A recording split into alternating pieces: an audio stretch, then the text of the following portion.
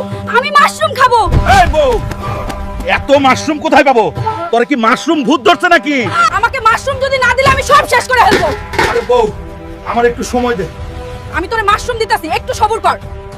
এই তো অনেক মাশরুম, সব মাশরুম আমার, সবগুলো আমি খাবো। কি রে, আমার মাশরুম নিয়ে যাচ্ছে?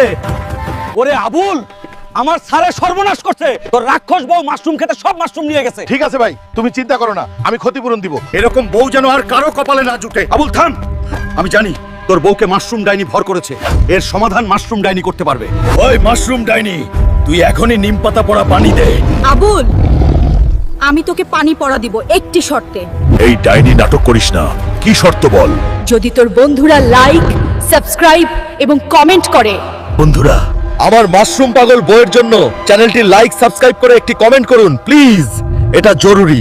এই নে আবুল, নিম পাতার পানি। তোর বউকে খাওয়ালে তার মাশরুম খাওয়ার নেশা থাকবে না। এই নে, তোর জন্য পানি পড়া নিয়ে এসেছি। এটা খেলে তুই ইয়ং এবং সুন্দরী হবি।